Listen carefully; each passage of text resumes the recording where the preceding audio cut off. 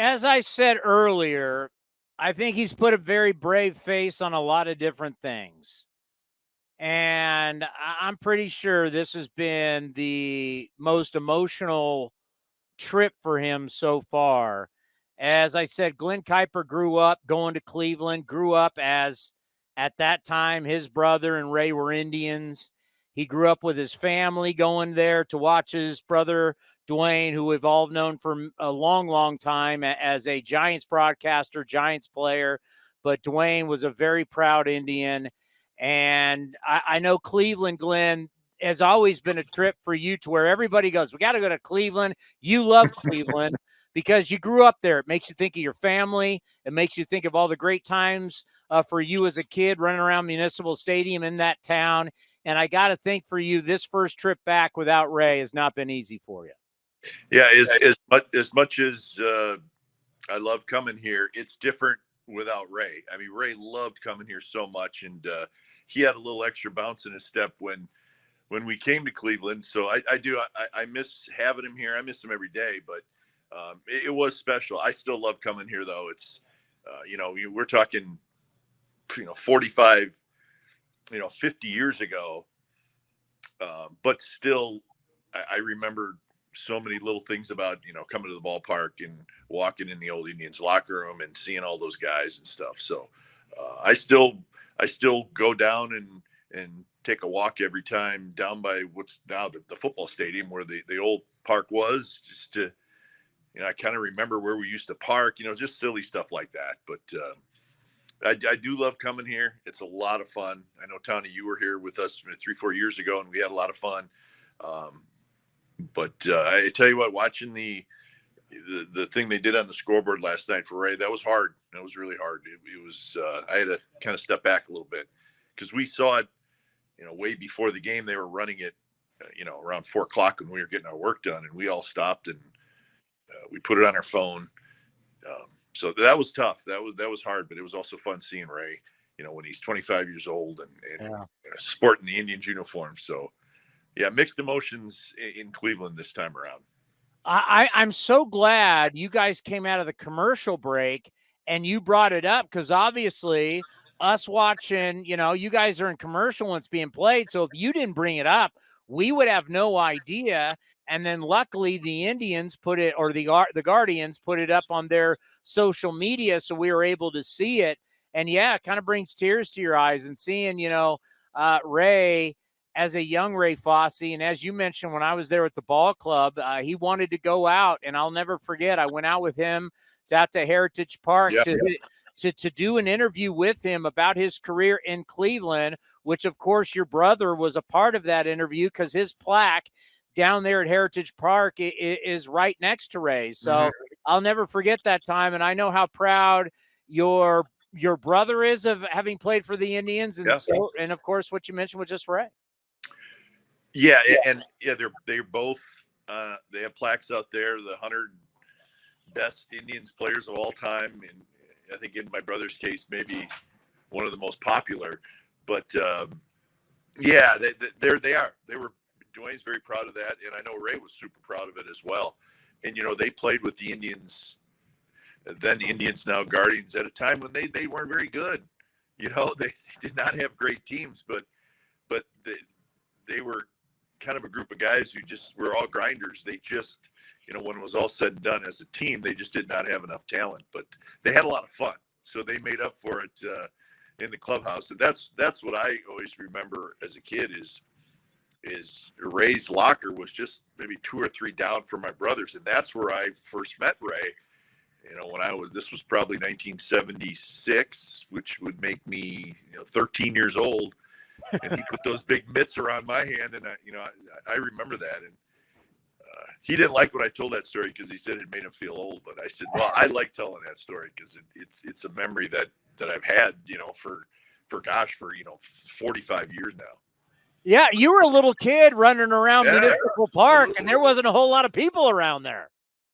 No, there was not a lot of people in the stands, but to me, it was Game 7 of the World Series, sitting there watching these guys. So, I'll send you a picture, Tony, when we get off a picture of that they took here in Cleveland of my brother and I when I was probably maybe 14 years old, and I had taken grounders with the team before the game, and somebody snapped a picture of both of us in our Indians uniform. So you know what? When we get off here, I'll send it to you. You'll get a good chuckle out of it. That's awesome. Now, everybody on the road, when they go to certain cities, they've got a happy place. It's a place that you love. It's a place that when you go there, there's just something special. There's a place called Johnny's, but it's not Johnny's that's your happy place. It's Little Johnny's down the alley that's your happy place. Have we been able to get to your happy place since you've been in Cleveland? What do you think, Tony? What do you think? Yes, we were there last night. We wallowed a little bit in another unfortunate A's loss, and so we were able to break down the game, have a few cold beverages, and we had a lot of laughs. You know exactly where we were. Indeed, Little Johnny's Bar. It's our big stop. There's a good chance we'll be there tonight. There's a good chance we'll be there tomorrow night. We'd like to be celebrating a win, though. But it's we have a lot of fun in there. We laugh a lot, talk about the game, talk about the A's, talk about sports. And you know what? When you're on the road, as much as we are, in all seriousness, Tony, you need some places like that maybe get you away from work a little bit and allow you to just kind of, just laugh a little bit, have a couple drinks. And it sort of helps you get through the road trips, because sometimes these road trips get a little long, and you're away from your family and that kind of thing. So those pit stops certainly help. And what's very similar is when I was with you at Little Johnny's last time, the Warriors were also in the NBA Finals. So that's right. So you got Warrior basketball going on there, and we know how much people in Cleveland love Steph Curry and the Warriors. Oh boy, yeah! Don't bring up that name; they'll be ready to fight you. But you think about where we're headed to, Tony. We're going to Boston. Yeah, so we're going to be in Boston for Game 5, which will be obviously back in the Bay Area. And then I believe Game 6 would be Thursday, and we would be heading out of town, a day game in Boston for the A's and the Red Sox. So we're going to be right in the thick of this thing, this NBA Finals thing. So it's going to be very, very interesting.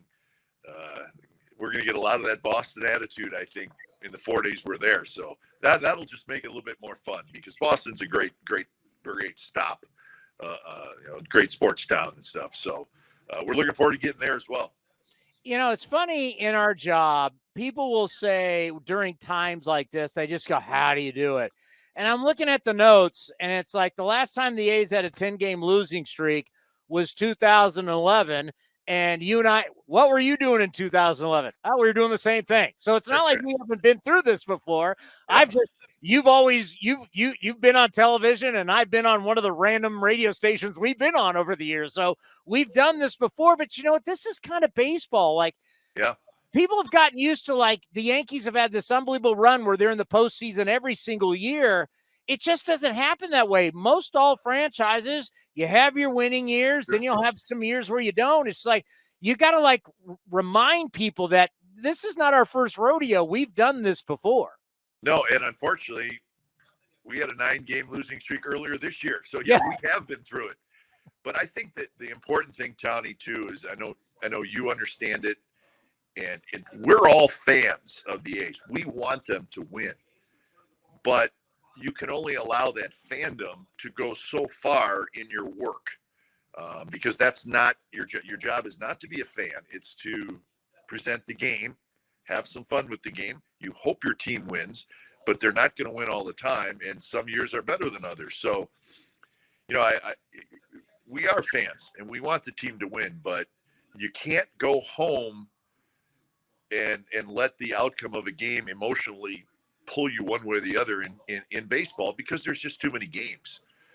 So you forget about it. You move on to the next game. You prepare. You get excited. I mean, I'm excited at first pitch every night. It's just the way it is. And what happens in the game, let it happen. Let it play out. We'll tell you what's going on. But you just cannot you can't let the outcome of a game affect you too much, because it'll wear you out if your team's having a bad year. You know, in Atlanta, we had Chip Carey on, and we were talking about the Carey family as now Chip's twins are doing play-by-play. Of course, his dad and his grandpa, the great Harry Carey. And then we're like, well, we got the Kuipers in the Bay Area, and we started talking about all the Kuipers. And then I went, wait a minute, Glen's son, though's a football player. Is this his senior year football? Jack's senior year? He is, yeah. He's turned into more of a rugby player now than football. So he's kind of shifted his gears toward rugby in the spring. So, but yeah, this is his senior year. I don't know I don't think he's going to be a sports announcer. He wants to go to school down south. He wants to get out, have a little more acreage, maybe get out of California. But yeah, he's going to be a senior. So we're looking forward to his senior year. We're not looking forward to him leaving. but welcome to life, right? Just make sure he's ready to go when the time comes. But yeah, if you thought he was on the payroll, once he leaves, he's really on the payroll. Yeah, exactly. Yeah, we're starting to have those conversations actually. Yeah. And you just thought, well, I may retire. Oh wait, you know what? I think I'm going to be doing A's baseball for a few more years. Yeah, that college tuition thing. That's not getting cheaper. Yeah, no doubt about it. Hey, let's end on this. And I just, I've known you for a long, long time, and our careers have passed through so many different ways, and I have so much respect for what you've done in your career and really what you're doing right now. It's not easy to go from a partner that you had from all those years to now make it seamless with Dallas Braden. And there's a lot of emotion with losing Ray. And I know also for Dallas, replacing Ray is not easy. Just the work you have done, that's really tough. It's tough emotionally and tough to do it every single day. And a lot of people don't know it. I know it. And I just want to commend you for the job you've done this year. It's one of the best of your careers. Oh, well, thank you. That's very kind, Tony. Yeah, it's a different year. I mean, it's hard because I really do miss Ray a lot, but I've been blessed with Dallas Braden, and Dallas is really, really good. He's really talented. He works really hard. He doesn't take this for granted. He understands how hard the game is, but he works hard, and we do have a lot of fun together. I hope people understand that. I hope they're okay with that. It's important to have fun with the person that you're working with. When you're doing 150, 155 games, I hope, people understand that you got to laugh some, you got to have some fun. And Dallas is a lot of fun. He's got a great sense of humor, and we enjoy working together. And we both miss Ray, and that'll never change, but he's with us each day, and we do think about him a lot, especially before the games. Sometimes we'll tell a Ray story just to make us laugh and get us through it. But I appreciate the compliments, Tony, and you know how I feel about your work as well. You're Uncle Tony to all of us. So when we have problems, we just call you. Well, when you're at Little Johnny's, think of me. Oh, we will think of you. Maybe we'll send you a photo. How about that? Send me a photo. Keep one back for me. All right. See you, buddy. Thanks for having me. Take care. Have a good call tonight. All right.